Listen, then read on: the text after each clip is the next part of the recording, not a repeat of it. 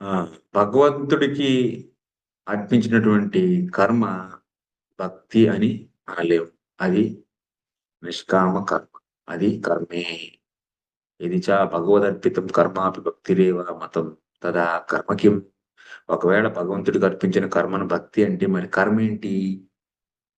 ఎందుకంటే కర్మ సఫలం అవ్వాలంటే భగవంతుడికి సమర్పించాల్సిందే. ఆహా! సో, మరింక దాని ఇంకప్పుడు కర్మ అంటే ఏంటి మరప్పుడు? దానికి భక్తి అంటే?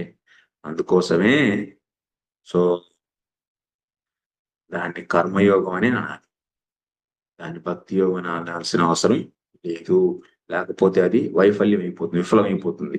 ఆ విషయాన్ని మనకి నారదులు వారు కూడా చెబుతున్నారు. నైష్కర్మ్యం అప్రచ్యుత భావవర్జితం నశోభతే జ్ఞానమలం నిరంజనం కుతః పునః శశ్వత భద్రం ఈశ్వరేణ చార్పితం కర్మ యదప్యకారం అనేటువంటి ఈ శ్లోకంలో భగవంతుడు మనకి ఆ భగవంతుడు కనుక అర్పించకపోతే కర్మ విఫలం అయిపోతుంది అని చెప్పారు. కాబట్టి అసలు భక్తి అంటే ఇప్పుడు మనం ఏం తీసుకోవాలి?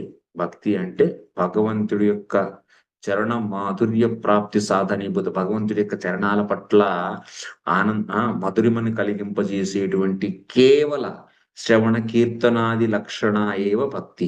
అంటే కేవలం అంటే కర్మ జ్ఞానాదులతో మిశ్రితం కానటువంటి కేవలం శ్రవణ కీర్తనాది లక్షణ ఏదైతే భక్తి ఉందో, శ్రవణ కీర్తనాది రూప ఏ భక్తి అయితే ఉందో అదే భక్తి అన్నమాట. కాబట్టి మనం కర్మ జ్ఞానాదులతో రహితమైనటువంటి స కేవలం శ్రవణ కీర్తనాది రూప భక్తి ఏదైతే ఉందో దాన్నే భక్తి అంటారు. సో, దాని గురించి ఇప్పుడు మనం చూడబోతున్నాం అన్నమాట.